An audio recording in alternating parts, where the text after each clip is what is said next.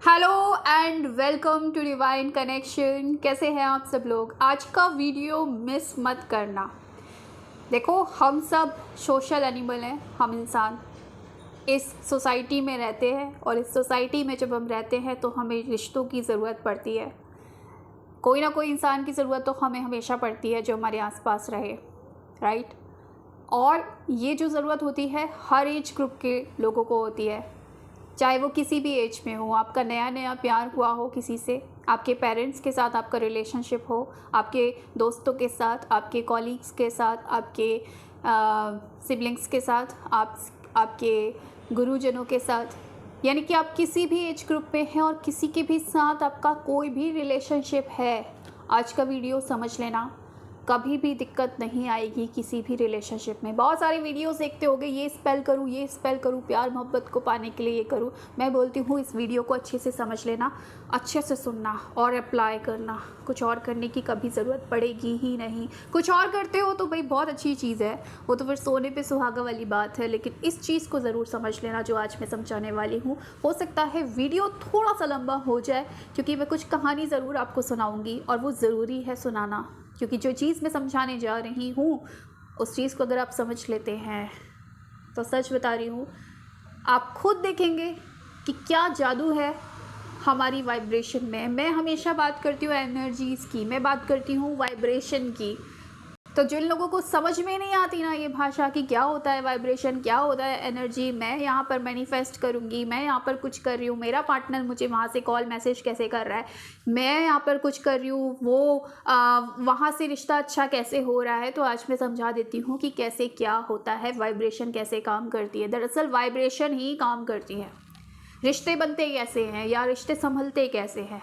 रिश्ते बनते भी हैं शब्दों से, संभलते भी हैं शब्दों से। कम्युनिकेशन, जहाँ कम्युनिकेशन बंद हो जाता है ना, वहाँ पर ही रिश्ता ख़त्म हो जाता है। जो लोग बोलते हैं ना नो कॉन्टैक्ट सिचुएशन, तो ये नो कॉन्टैक्ट सिचुएशन कहाँ आता है?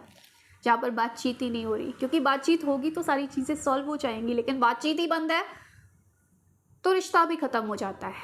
लेकिन बात क्या है कि जो बातचीत हम करते हैं ना आपस में, ये सिर्फ हम 7% यूज़ करते हैं, 7% जो हमारे शब्द हैं। बाकी सारी बातचीत 93% बातचीत तो हमारे सबकॉन्शियस के थ्रू होती है, जहाँ पर वाइब्रेशन होती है, जहाँ पर बॉडी लैंग्वेज यूज़ होती है। यानी कि सारी की सारी कम्युनिकेशन, 93% कम्युनिकेशन आप वाइब्रेशन के फॉर्म में ही कर रहे हैं। शब्दों का यूज़ सिर्फ 7% हो रहा है। तो शब्द में तो आप फेर बदल कर सकते हो, मन में गाली दे रहे हो किसी को, लेकिन सामने से प्यार बरसा रहे हो, तो आपको लग रहा है कि मैं तो सामने से प्यार दिखा रहा हूँ, फिर भी सामने वाले का नेचर क्यों ख़राब है मेरे साथ? क्योंकि जो 93% कम्युनिकेशन आप अंदर कर रहे हो ना, वो उसके पास पहुँच रही है और इस चीज़ का आइडिया आपको नहीं है। किसी इंसान के बारे में सोचकर आपको बहुत अच्छा लगता है, किसी इंसान को के बारे में सोचकर आपको बहुत ख़राब लगता है। आपके पेरेंट्स, आपके पापा मम्मी आपको बहुत डांटते होंगे, बहुत पीटते होंगे, बहुत सारा कुछ सुनाते होंगे, लेकिन कभी भी उनके लिए ना मन में गलत फील नहीं होता। क्यों नहीं होता? गुस्सा ज़रूर आती है, क्या मेरी मम्मी मुझे डांटती रहती है, मेरे पापा मुझे डांटते रहते हैं, ये मुझे सुनाता रहता है, ये मेरा हस्बैंड मुझे सुनाता रहता है, मेरी वाइफ मुझे सुनाते रहते हैं, लेकिन मन में साथ में ही रहते हो, साथ ही रहना चाहते हो, उस पर्सन को छोड़ना नहीं चाहते। उसको कुछ हो जाए ना तो आपके अंदर खलबली मच जाती है। क्यों? क्योंकि अंदर जो 93% जो चलता है ना कम्युनिकेशन, वो बहुत प्यारा होता है। अंदर से इंसान आपको अपना मानता है। माँ बाप ऊपर से कितना भी आपको डांट ले, झपट ले, मतलब कुछ भी कर ले, आपको आपके साथ कैसा भी बिहेव कर ले, लेकिन अंदर से सिर्फ दुआएं देते हैं। ऐसा ही होता है आपके जो रिश्ते होते हैं ना, जो बहुत निकट के रिश्ते होते हैं, ऊपर से आप लड़ोगे झगड़ोगे, लेकिन अंदर से प्यार होता है। तो जो अंदर का कम्युनिकेशन होता है ना, जब तक वो अच्छा होता है ना, रिश्ते बने रहते हैं, रिश्ते हमेशा साथ रहते हैं। कम्युनिकेशन जैसे ही गड़बड़ाता है, वहाँ पर रिश्तों में दरारें आना शुरू हो जाती है। सामने से बहुत प्यार से बोल रहे हो, अंदर का कम्युनिकेशन गड़बड़ है, वो रिश्ता चल ही नहीं पाएगा, क्योंकि आप वो वाइब्रेशन को फील कर पाओगे। तो ये वाइब्रेशन कैसे काम करती है मैं आपको बताती हूँ। 2 कहानी सुना रही हूँ। पहली कहानी, एक लकड़हारा था, रोज़ अपने घर से निकलता था और लकड़ियाँ काटने जंगल में जाता था। राजमहल में एक राजा रहा करता था और वो राजा रोज़ अपनी बालकनी में खड़ा हुआ करता था और वहाँ पर खड़ा होकर वो उस आते जाते लकड़हारे को रोज़ देखा करता था। एक दिन उसने अपने मंत्री को बुलाया और बोला कि जब भी ये लकड़हारा इस महल के सामने से जाता है, पता नहीं क्यों मुझे बहुत बुरा सा महसूस होता है, मुझे अच्छा नहीं लगता है। जबकि मैं इसको जानता नहीं हूँ, ये अपनी मेहनत के लिए, अपनी रोज़ी रोटी कमाने के लिए जाता है, लेकिन पता नहीं मुझे क्यों नहीं अच्छा लगता है। तो मंत्री को समझ नहीं आया कि ऐसा क्यों। मंत्री एक दिन उस लकड़हारे के घर पे गया और उसने उसके घर जाकर देखा तो सब सामान्य सा लग रहा था कि एक गरीब इंसान है जो अपने पेट पालने के लिए, अपने बच्चों को पालने पोसने के लिए मेहनत करता है, लकड़ियाँ काटता है। लेकिन फिर राजा को उसको देखकर क्यों ऐसा बुरा लगता है। आज जब वो जो मंत्री था उसके घर से, लकड़हारे के घर से जब महल की तरफ निकलता है, अचानक उसका ध्यान एक बंद कमरे पर जाता है। उस बंद कमरे पर जैसे ही उसका ध्यान जाता है, वो लकड़हारे से पूछता है कि इसमें क्या है। तो लकड़हारा बोलता है कि इसमें बहुत सारी चंदन की लकड़ियाँ मैंने इकट्ठी करके रखी है बहुत मेहनत से, ताकि जब भी राजा की मृत्यु होगी, जब भी वो मरेगा, तो ये चंदन की लकड़ियों को मैं मनचाहे दाम में बेचूंगा। और मैं जब भी राजमहल से निकलता हूँ, मैं हमेशा यही सोचता हूँ कि राजा की कब मृत्यु होगी और मैं इस चंदन की लकड़ियों के मुँह मांगे दाम मुझे मिलेंगे। तो मंत्री को ये समझते हुए देर नहीं रहेगी कि क्यों उस राजा के मन में इस लकड़हारे के लिए इतनी नेगेटिविटी आ रही है। दरअसल लकड़हारा कहीं ना कहीं उसके मरने की दुआएं, उस राजा के मरने की दुआएं मांग रहा था, ताकि वो उन चंदन की लकड़ियों को मनचाहे दाम पर बेच सके। फिर मंत्री क्या बोलता है उससे, लकड़हारे से, कि देखो राजा के मरने में तो अभी बहुत समय है, राजा की तो अभी शादी भी नहीं हुई, अभी उसकी शादी होगी, फिर उसका बच्चा होगा, और जब बच्चा का नामकरण होगा तब भी राजा बहुत बड़ा हवन कराएगा जहाँ पर चंदन की लकड़ियों की ज़रूरत पड़ेगी। तो आप वहाँ उन लकड़ियों को मनचाहे दाम पर बेच सकते हो। तो लकड़हारे ने कहा हाँ, ये भी हो सकता है। और उसी दिन से उस लकड़हारे ने अपना विचार बदल दिया और ये सोचने लगा कि जब भी राजा का बच्चा होगा, वो उन लकड़ियों को राजा को अपने मनचाहे दाम पर बेचेगा। यानी कि लकड़हारे ने क्या किया, अपने विचारों को बदल दिया राजा के प्रति। अब जब वो लकड़हारा उस महल से निकलता था लकड़ियों को काटने के लिए, तो क्या होता था कि अब राजा के मन में वो बुरी भावनाएं नहीं आती थी। राजा ने मंत्री को बुलाया और बोला कि अब मुझे बुरा फील नहीं होता, जो मुझे पहले लगता था इसके लिए कुछ बुरी सी चीज़ें मुझे महसूस होती थी, अब वो नहीं होती। और मंत्री समझ गया कि ऐसा क्यों हो रहा है, और शायद आप भी समझ गए कि ऐसा क्यों हो रहा है। दरअसल ये जो कहानी है मैंने अपने गुरुजी के बुक से ली है, जिसको मैं हमेशा फॉलो करती हूँ, श्री श्री जी, जिनको मैं फॉलो करती हूँ, और उनको मैं क्रेडिट भी देना चाहती हूँ इस चीज़ का, क्योंकि मैं उनकी बुक्स को हमेशा फॉलो करती हूँ और बहुत सारे अपने वीडियोस में मैं उनकी बताई हुई बातों को बताती हूँ बहुत सरल शब्दों में, ताकि मेरी जो ऑडियंस है उनसे कनेक्ट हो पाए। इसलिए मुझे क्रेडिट देना था, इसलिए मैंने दिया।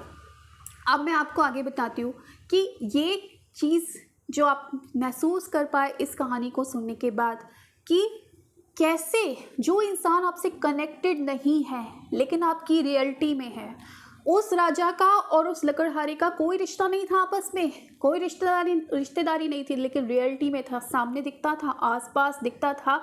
और सोचिए, कोई वार्तालाप नहीं था, कोई कम्युनिकेशन नहीं था, लेकिन कम्युनिकेशन कहाँ था, अंतर्मन का। ये अंतर्मन आपस में जुड़े हुए हैं, याद रखिए, हम सब की अंतर्मन बोलते हैं ना, हम सब उसी परमात्मा का हिस्सा है, उसी परमात्मा का अंश है। तो हमारे अंतर्मन जो है, सबकॉन्शियस माइंड जो है, वो कनेक्टेड है। और इसीलिए जो भी इंसान आपकी रियलिटी में आता है, अगर आप उसके बारे में कुछ भी सोचते हैं, वो वहाँ पर जाता है। आपको लगता है आप कुछ भी सोचते रहोगे, मन में अच्छा अच्छा सोचोगे और मुंह से भी गंदा बोलोगे ना, तो वो भी वाइब्रेशन जाएगी, वो इंसान आपके बारे में अच्छा ही सोचेगा। लेकिन अगर आप मुंह से अच्छा अच्छा सोचोगे और मन में उसकी बढ़िया वाली उसकी कहानियाँ बना रहे हो, नेगेटिव सोच रहे हो, तो वो उस इंसान के पास वो चीज़ें भी जाती हैं। और इतनी समझ सबको है, वाइब्रेशन पहुँचती है और समझ में आता है कि कोई इंसान हमारे बारे में क्या सोच रहा है। ये फीलिंग्स हमें सब बता देती है, कुदरत की ये प्रक्रिया है।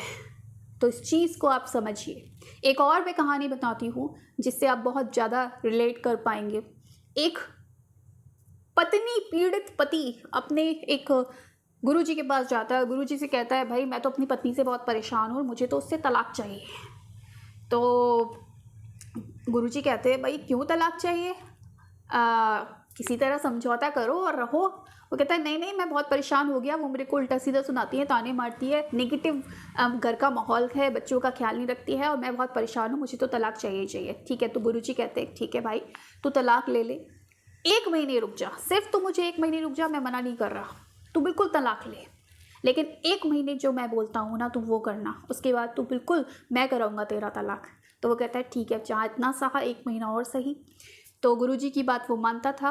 तो गुरुजी ने उससे कहा तू सिर्फ 1 महीने के लिए ना उसके लिए अच्छा अच्छा बोलना शुरू कर देना, बोलना मेरी जो पत्नी है मेरा कितना ख्याल रखती है, बच्चों का कितना ख्याल रखती है, वो मुझसे बहुत प्यार करती है, वो बहुत शांत स्वभाव की है, अच्छी अच्छी बातें उसके बारे में बोलना। तो वो आदमी बोलता है गुरुजी ये तो बड़ा मुश्किल काम है, क्योंकि ऐसा तो है ही नहीं, मैं ऐसा कैसे बोल सकता हूँ, मुझे तो गुस्सा आती है उसके बारे में सोचकर। तो गुरुजी कहते हैं तू मुझे गुरु मानता है ना, मेरी बात मानता है ना, मैं नहीं कह रहा कि तू उसके साथ रहे, मैं बोल रहा हूँ मैं तेरा तलाक करा दूंगा अगर तू चाहता है, तू सिर्फ 1 महीना ये कर, उसके बाद तू आना और तलाक ले लेना। उसने कहा ठीक है गुरुजी जैसा आप बोले। 1 महीने बाद वो आता है गुरुजी के पास और जो 1 महीने गुरुजी ने करने के लिए उसको बोला था वो वैसा ही करता है।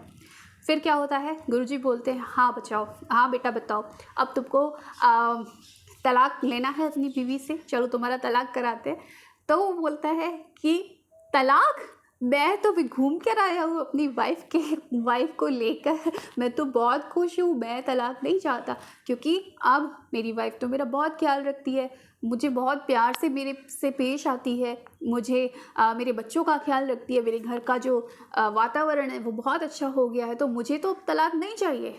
क्योंकि जो रीज़न था तलाक का वो रीज़न ही चेंज हो गया। रीज़न किसने चेंज किया? क्या उसकी पत्नी ने चेंज किया? सिर्फ उसने चेंज किया, सिर्फ कम्युनिकेशन ने चेंज किया। कम्युनिकेशन इज़ द की, ये शब्द आपने सुना होगा, ये फ्रेज़ आपने सुना होगा, ये sentence, communication is the key. और ये जो कौन सी की है, ये हर ताले की चाबी है, हर रिश्ते की ताले की चाबी है कम्युनिकेशन। बातचीत कर लो, वैसे बातचीत बंद है तो यहाँ से बातचीत कर लो, यहाँ से तो 93% है, अंतर्मन की बात तो 93% है, तो यहाँ से सुधार लो अगर सामने से बात नहीं कर पा रहे तो। क्योंकि वहाँ से जो आप बोलोगे शायद शब्दों का असर ना भी हो पाए, लेकिन यहाँ से अंतर्मन से जो जाएगा ना वो इतना इफ़ेक्टिव होगा कि आपका जो पर्सन है वो बच नहीं पाएगा। इसीलिए मैं बोलती हूँ हर एक चीज़ पे वाइब्रेशन पर फोकस करो, कोई ऐसा रिश्ता नहीं जो आप ठीक नहीं कर सकते। अब करना क्या है समझ लो, जिस भी पर्सन के साथ अपने रिश्ते को ठीक करना चाहते हो, कोई भी पर्सन चलो एक के बाद एक करना, ठीक है, 2-3 को भी एक साथ ले सकते हो, लेकिन जहाँ पर आपको प्रायोरिटी दिख रही है, आपका हस्बैंड है, वाइफ है, आपका एक्स है, माँ बाप है, दोस्त है, कोई भी है, आपका कलीग है, कोई भी है, पड़ोसी भी है, कोई भी है, उसके बारे में 1 महीना और एक पेपर लो, एक पेन लो और उसके बारे में 1 महीना कम से कम 10 पॉइंट अच्छे अच्छे उसकी तारीफ़ में लिखना शुरू कर दो। जो आप चाहते हो कि वो वैसा हो जाए वैसा लिखना शुरू कर दो प्रेजेंट टेंस में। चैलेंज दे रही हूँ मैं आपको, वो पर्सन चेंज हो जाएगा, उसका बिहेवियर चेंज हो जाएगा। हर किसी पर्सन पर आप अप्लाई कर सकते हो। और जो लोग बोलते हैं नहीं वाइब्रेशन तो काम नहीं करती, अभी भी उनको समझ नहीं आई ये चीज़, तो भाई मैं आपको बोल रही हूँ ये चैलेंज को एक्सेप्ट करो। आप अपने घर में जो भी आपका जो भी रहते हैं आपके घर में, आपके ऑफिस में जो भी मिलते हैं, जिस पर्सन से आप रोज़ टकराते हो, हालचाल लेते हो, बातचीत चलती है, या फिर जो आपका कोई रिश्तेदार है, किसी भी तरीके से आपसे जुड़ा हुआ है, आपकी रियलिटी में है, उसको लो, उसके बारे में 1 महीना अच्छा बोलना शुरू करो। चाहे वो आपकी मेड ही क्यों ना हो, आप उसको रोज़ गाली देते हो, भाई काम नहीं करती तू, सफाई नहीं रखती, रोज़ गालियाँ देते हो, सिर्फ 1 महीना करके देखो, उसका बिहेवियर चेंज हो जाएगा। और इसका उल्टा भी कर सकते हो, किसी का बहुत अच्छा है, 1 महीना मुंह पे अच्छा बोल लेना, लेकिन अंदर ज़रा बोल के देखो, बढ़िया कम्युनिकेशन। आपको लग रहा होगा वो थोड़ी ना सुन रहा है, वो क्या सुन रहा है और क्या नहीं सुन रहा है, इसका रिज़ल्ट वो आपको देगा, इसका परिणाम वो आपको देगा 1 महीने बाद। और फिर आप मुझे बताना कि ये चीज़ काम करती है या नहीं करती है। और ये चीज़ 100% सच है। इसीलिए मैं बोल रही हूँ कोई भी रिश्ते में प्रॉब्लम है, सिर्फ अपनी कम्युनिकेशन को ठीक करो, अपनी वाइब्रेशन को ठीक करो। सामने वाले को कुछ कहने की करने की ज़रूरत नहीं है। यहाँ पर आपने ठीक किया, वहाँ तक पहुँचना ही पहुँचना है, और जब पहुँच गया तो असर तो होना ही होना है, और जब असर होगा तो रिश्ता तो सुधरना ही सुधरना है। तो फिर परेशानी की तो कोई बात ही नहीं है। सिर्फ इस चीज़ को फॉलो कर लेना और आपका हर एक रिश्ता बेहतर बन जाएगा। So thank you so much for watching my video. Bye.